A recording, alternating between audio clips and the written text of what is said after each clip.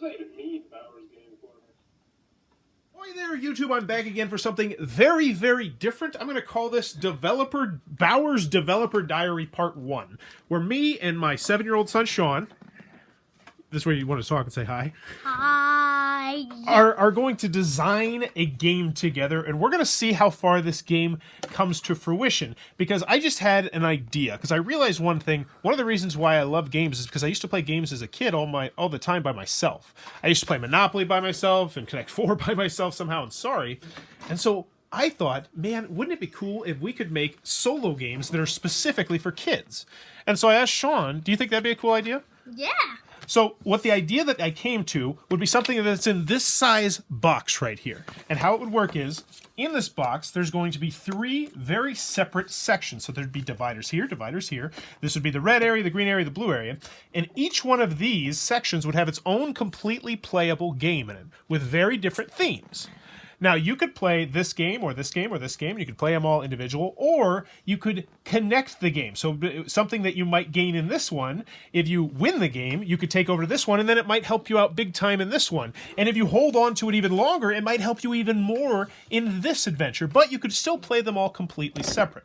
There would be some very different dice, like D10 and D12 for different monsters that you might face. But the real thing that I'm thinking about here is turning it into a graphic novel. Because, Shaun, you love graphic novels, right? Uh-huh. So I'm trying to make it a graphic novel that's going to have very simple words and understandings. And since I work with kids this age, that's going to be fantastic because I'll be able to play test with them a whole bunch. And it'll be 10 to 15-minute adventures. And the rule booklet would go right flat on top of here, and there would be a board on here. And Shaun's going to talk about the board in a second, but be patient. The rules would actually be, this page is a graphic novel explaining to you the story. So, for instance, the first part, and did you like the idea about how you already got the treasure, you'd already won, but then they started attacking you? Yeah. So the first adventure that I had in my mind was that it says, congratulations, you've won, you defeated the goblins! And it's like a really cool picture of like an adventure party, and they've just won. And on this page, it would say, you get to pick out 4 treasure cards to carry out of the cave. And so in this section, there might be like 10 or 11 treasure cards. And then the kids would get to pick through whatever treasure cards they want, and on each of the treasure cards, there's really cool artwork, right, Shaun? And the artwork would also have really simple symbology that would tell you some different ideas. And me and Shaun were talking about these ideas. So like some of them might let you, when you roll the dice, the number to be higher, right? What were some of the ideas you had, right? Like, there was a ghost die that went up to 10, and there was like a goblin die that went up to like 6 or something. You're getting ahead of yourself, buddy, right now. Right now we're just talking about the special ability cards. Remember, like we had the ghost vacuum cleaner? Yeah, like, so... The magical sandwich? So, like, the sandwich, like, if a monster is about to attack you, you, like... A very specific monster, so it has to be like an orc, because it's an orc sandwich. Yeah, like, if you give it to a ghost, you'll be like, what in the world is this? Yeah, so you would have these special cards that would only work in certain situations, but we'd make it very obvious when they work on the card. So it'd be like... So, like, if you give it one, they help you for, like, one battle, then go away. Yeah. So, yeah, that would be a really cool one. So the kids would immediately, that would be part of the game, is they're picking out the 4 cards they really want, and they might base it on the special abilities, or they might base it on the artwork. And then they would turn the page. And so over here, it's the graphic novel and the words, and over here, it's actually going to have a real-life picture of what they need to do with some very simple descriptions if this is not helping them enough. So then they turn the page, and then you get attacked. Maybe it's by like a ghost, or maybe it's by an orc or something like that. Maybe you roll a dice to see what you get attacked by. And then there would be a picture of whatever you get attacked by, and they would have their own special die. And then you would have to, I don't know exactly how the game would play out, but maybe you'd have to beat their die roll, or maybe they would roll the die, and if they get a certain number, they would steal an item from you. And then there would be the problem of the kids have to decide, which of these items are they going to steal? And that would be another very interesting decision for the kids, because maybe they give away the orc sandwich, and then next turn they get attacked by the orc. And they're like, if I would have had the orc sandwich, I'd be fine. And what they're trying to do is get out of the cave with at least 1 treasure card, right? That is not how I want it. So, okay. I think we should delete it. Let's slow down, buddy. Because I'm talking about the game, but let's talk about the board, because I think that's what you really want to talk about. And then I'm going to let you talk for as long as you want to talk. Got it?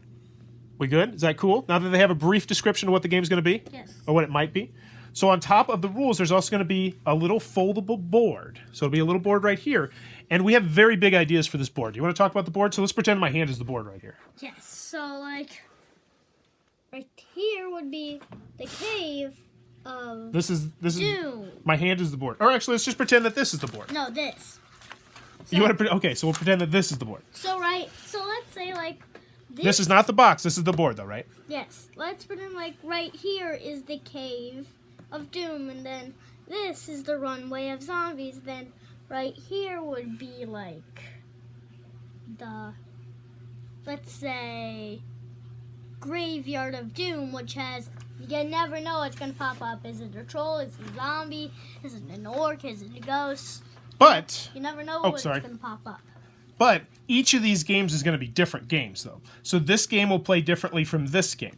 And this game will play differently from this game. But you'll still, if you want to, be able to combine them. So let's say you get out of the cave. So let's pretend that this is our meeple. And in order to escape from the cave, you have to face 4 bad guys that are going to face you. So you move your little guy.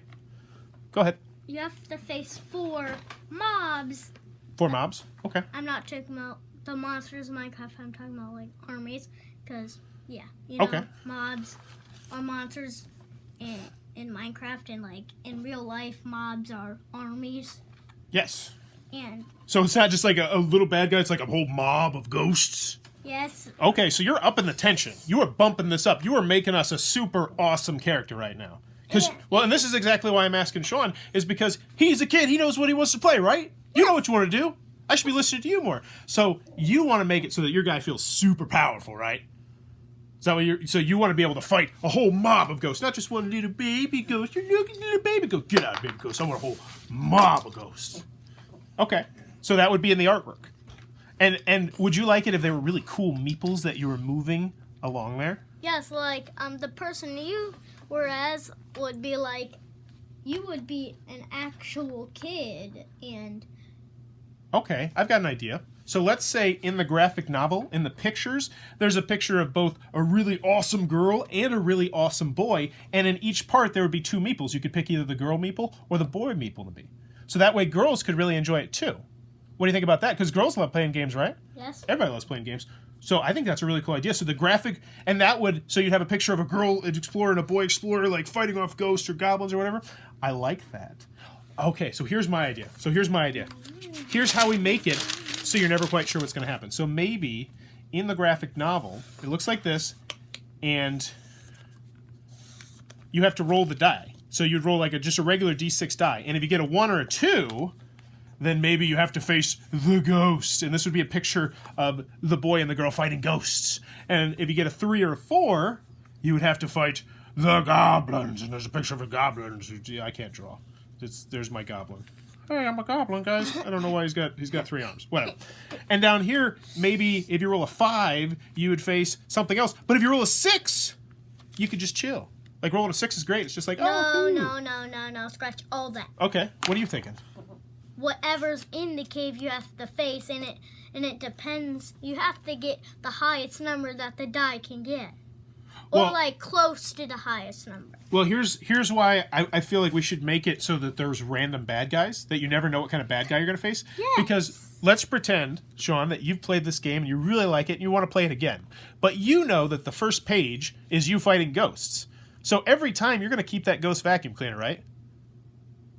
Mm-hmm.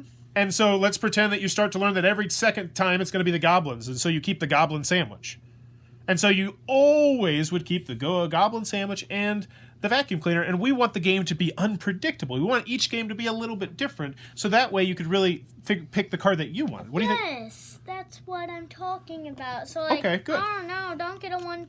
If you get a 1 for 2, don't get a ghost. It gets whatever lurks out of the cave. In 3 or 4, whatever lurks out of the cave. In 5, whatever lurks out of the cave. In 6, Relax. Do you like the idea of relax? no. See, I think that's cool. If you roll a 6, if you get that really awesome 6 roll, you're like, yeah. If you get a 6, you face, You think something even worse? Like, you say like something really bad? yes, Whoa. like a werewolf or something. Oh, so you think that each of these should be a little bit more or less difficult? Yes.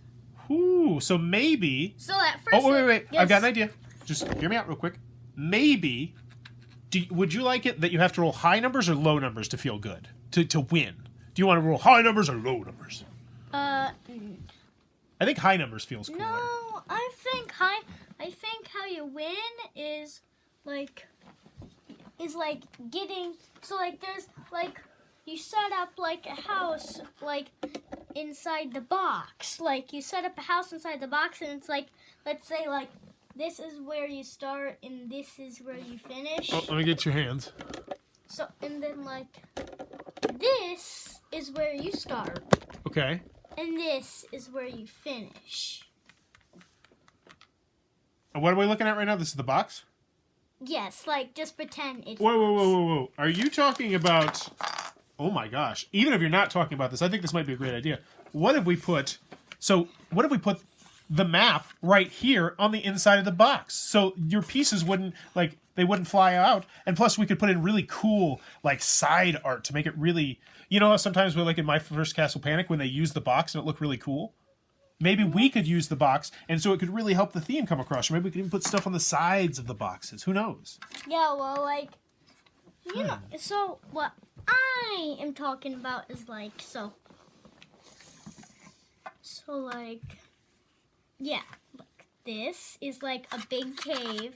This is like a little runway of zombies, and this is like a little graveyard. But after you get out of there, let's say this is their house.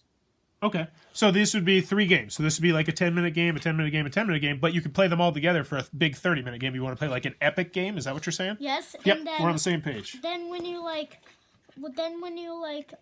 fight through the graveyard, like you just walk across, but sometimes there might be zombies that or different creatures that were from here or here that follow you out, so you have to fight them before you get home. Oh, so even though you're not on the zombie level, maybe there might be a zombie that just kind of pops up that's been chasing you? Yes. We could easily do that with the cards and with the graphic novel, and that'd be a nice little surprise. Yeah. The first time it happened, it'd be a nice little surprise. I wonder if there's a way that we could randomize it so you never knew which... I bet there was. There could be a very easy way that we could randomize it. Yeah, so like there's like...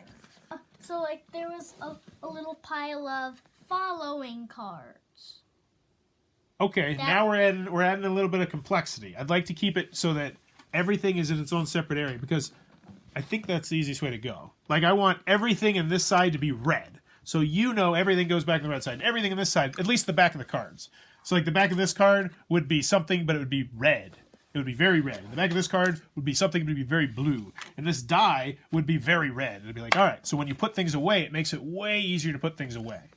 Because you remember when we played Castle Panic and it took us a while to set everything up? We want to make it so that it's really easy, so that if a kid has like 10 minutes, they can just bust this game out and play it before school or something like that, right? Yeah. Okay.